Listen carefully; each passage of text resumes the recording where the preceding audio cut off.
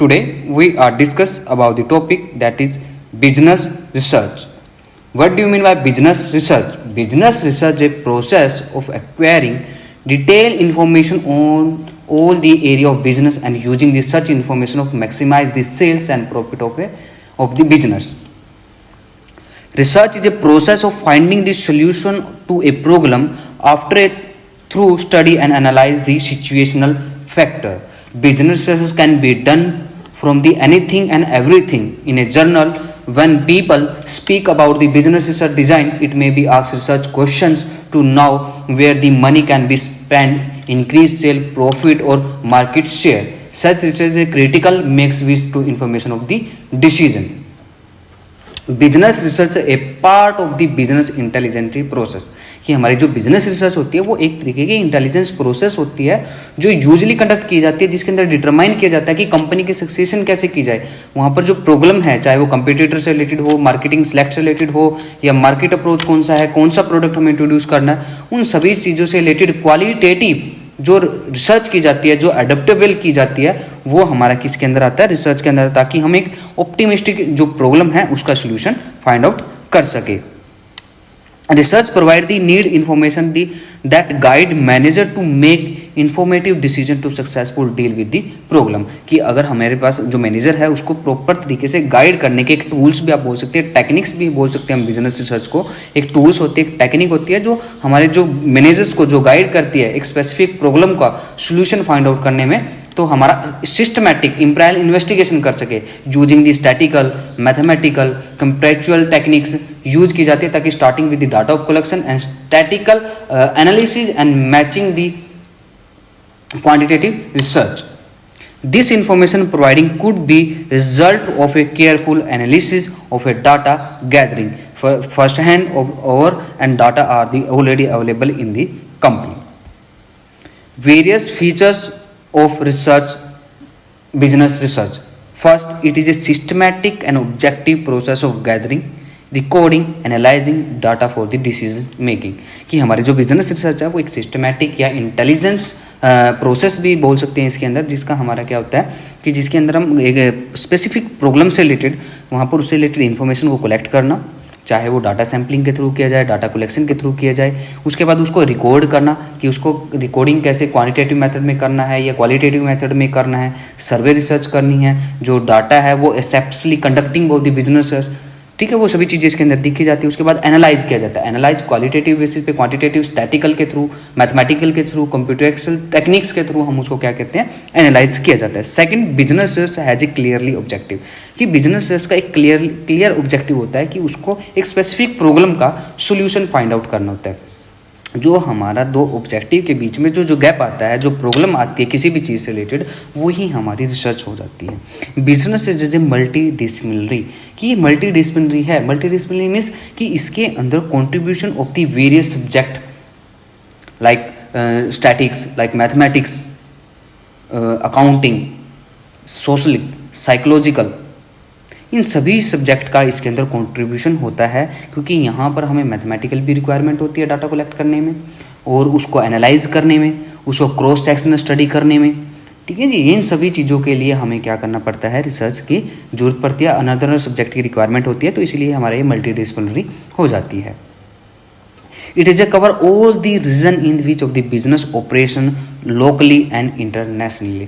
कि हमारा बिजनेस का जो रिसर्च का एक इम्पोर्टेंट फैक्टर्स आप बोल सकते हो या फीचर्स बोल सकते हो कि इसके अंदर ये हमारी जो ओवरऑल जो ऑर्गेनाइजेशन है उसके ऑपरेशनल को, उसकी लोकलिटी को, उसके नेशनल या इंटरनेशनल जो भी टर्म्स हैं, जो रिलीजन्स हैं, उन सभी को क्या करके चलता है, ये एक्वायर करके कवर करके चलता है. It help to determine the cost of probability of the business. यदि मेरे को क्या करना है अपने बिजनेस से रिलेटेड, अपनी ऑर्गेनाइजेशन से रिलेटेड उसकी प्रोबेबिलिटी को निकालना है, उसकी कॉस्ट निकालनी है, चाहे वो एनुअल रिपोर्ट के थ्रू निकाल ले, चाहे डॉक्यूमेंट एग्जिस्टिंग स्टडी के थ्रू निकाले, या लिटरेचर स्टडी के अकॉर्डिंग निकाले, या एक्सपर्ट जो हमारे हैं जो इन्फॉर्मेशन गैदरिंग करती हैं, असेंबलिंग करते हैं, उनसे रिलेटेड निकाले. तो ये हमारे स्पेसिफिक हमारे बिजनेस की आप बता प्रेजेंट के अंदर उसका हमें सिचुएशन को बता सकते हैं, उसकी पोजीशन को डिटरमाइन करने में हेल्प करता है। It is a flexible in nature. ये फ्लेक्सिबल नेचर की होती है क्योंकि इसके अंदर हमारा क्या होता है कि यहाँ पर रिगड फॉर्म में नहीं होती, फ्लेक्सिबल नेचर की होती है। जब चाहे हम इसमें, जब अगर हम डिस्क्रिप्टिव स्टडी हैं तो हम प्राइमरी डाटा को भी कलेक्ट कर सकते हैं, सेकेंडरी डाटा को भी कलेक्शन की जाती है, तो depends on the situations and criteria. Business research is a most often demand drive, ये डिमांड ड्राइव के तरीके से काम करता है। अगर हम बात करें इंपॉर्टेंस ऑफ बिजनेस रिसर्च की, जो हमारे लिए बिजनेस रिसर्च है वो हमारे लिए क्यों इंपॉर्टेंट है, वो किस तरीके से रोल प्ले करती है। Business research help to identify opportunity and threats. अगर हमें अपने बिजनेस से रिलेटेड, अपनी ऑर्गेनाइजेशन से रिलेटेड स्वोट एनालिसिस करना हो, अब स्वोट एनालिसिस क्या होता है कि what do you mean by स्वोट analysis? SWOT। S means strength, V means weakness, O means opportunity and T means threats. ये बिजनेस की जो हमारा S, हमारी स्ट्रेंथ और जो वीकनेस होती है वो इंटरनल होती हैं, जो अपॉर्चुनिटी और जो थ्रेट्स होते हैं वो हमारे एक्सटर्नल होते हैं। तो जो रिसर्च की हेल्प से हम क्या कर सकते हैं, बिजनेस से help to identify opportunity and threats, कि कौन सी अपॉर्चुनिटी हमारे लिए, कौन से फैक्टर हमारे लिए अपॉर्चुनिटी है, कौन से हमारे लिए थ्रेट्स बनेंगे इस चीज़ को आइडेंटिफाई करने में। Second, information from the economical plan, business research collects information of the economical and social structure of the nation, कि हमारे लिए इकोनॉमिकल और नॉन इकोनॉमिकल अगर हमें डाटा कलेक्शन करना है उसके लिए हमारे लिए बिजनेस रिसर्च हमारे लिए बहुत इंपॉर्टेबल होती है। It help to identifying research problem, कि रिसर्च प्रॉब्लम है क्या उसको आइडेंटिफाई करने में, using this information social and economical information wise decision can be made to tackle the issue of proportionate, कि अप्रोप्रिएट बेसिस पे हम ओपनेशेट बेसिस पे उस इशू को कैसे टैकल कर सकते हैं, उस प्रॉब्लम को आइडेंटिफाई करके उस इन्फॉर्मेशन को कैसे यूज किया जाए, वो डिसीजन लेने में भी हमें क्या करता है, बिजनेस हेल्पफुल करती है। It help to understand the customer better, enhance can be usable to commitment and better with the customer और स्टेक होल्डर, कि जितने भी हमारे जो कस्टमर हैं उनकी जो डिमांड्स हैं, उनकी फोरकास्टिंग कैसे की जाएगी, हमें प्रोडक्शन कैसे करना है, उन सभी में भी हमारी क्या करता है, हेल्प करता है। It help to formulate the policies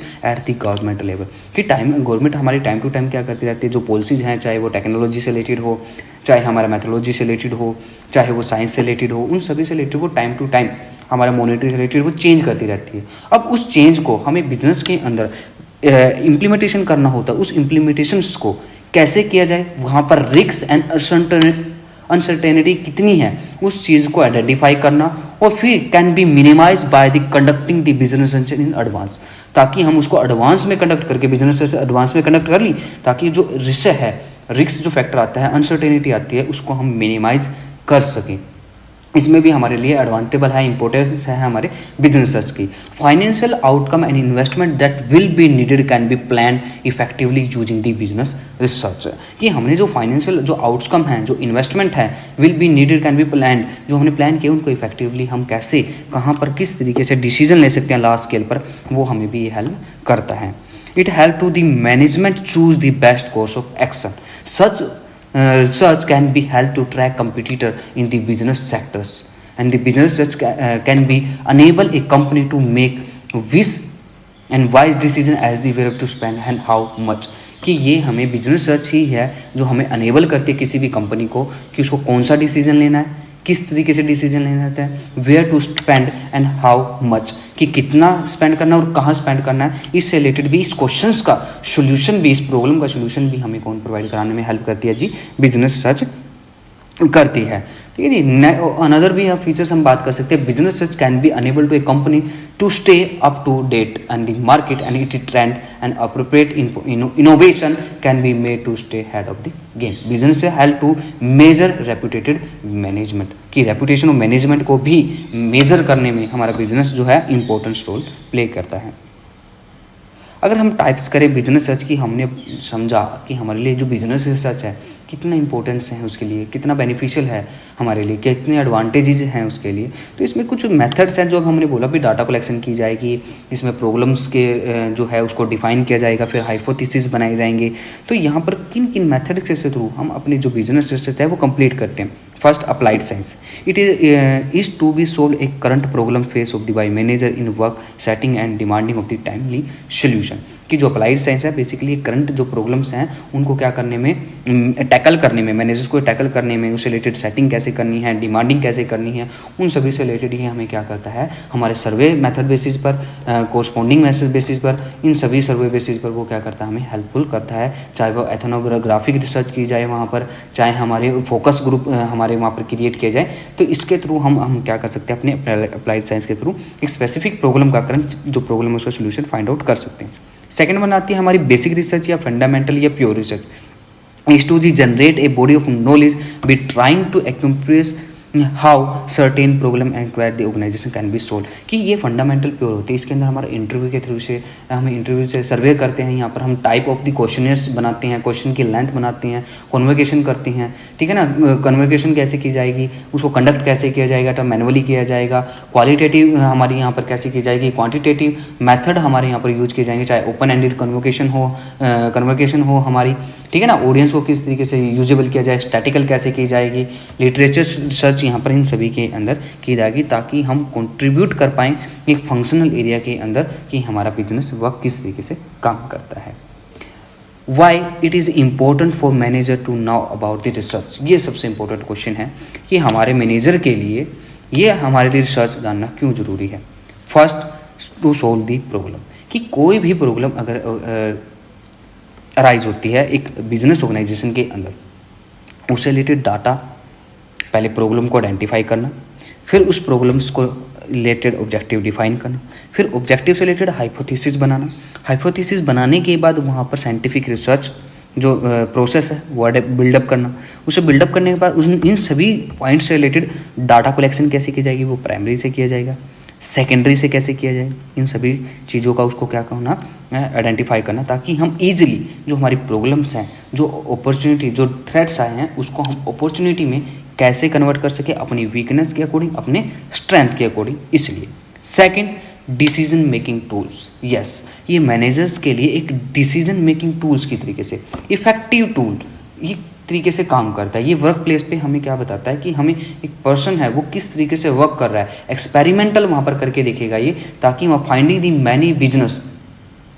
methods and involving the gathering information about the existing studies, research, literature review available by the organisation, उन सभी से रिलेटेड ये एडवांस में करेगा ताकि इफेक्टिवली ये टाइम टू टाइम क्या कर सके, डिसीजन लेके उस डिसीजन जो प्रोसेस है उसको simply and accessible to everyone, वो सभी के लिए इजीली हो और एसेसिबल हो, और इंडिविजुअल कैन बी डायरेक्टली क्या कर सके, उससे रिलेटेड अपना यूजेबल बना सके। कंपटीटर, जितने भी हमारे जो कंपटीटर हैं, इन डेप्थ जो इन्फॉर्मेशन होती है about the organisation, about the market, about the sales person, business sector to their customer, उन सभी से रिलेटेड ये क्या करता है, एग्जिस्टिंग इन्फॉर्मेशन को अवेलेबल कराने में, उससे वेरियस सोर्स को फाइंड आउट करने में, उनकी वैलिडिटी को चेक करने में हमें ये क्या करता है, हेल्प करता है। रिस्क फैक्टर, ये मैनेजर्स को बताता है कि कहाँ पर, ये स्वोट एनालिसिस से हमें पता चलेगा कि यहाँ पर रिस्क है, जो अनसर्टेनिटी है वो किस लेवल पे है। अगर हाई लेवल पे है उसको रिड्यूस कैसे किया जाए, उसको मिनिमाइज कैसे किया जाए, क्वालिटेटिव मेथड से करेगा,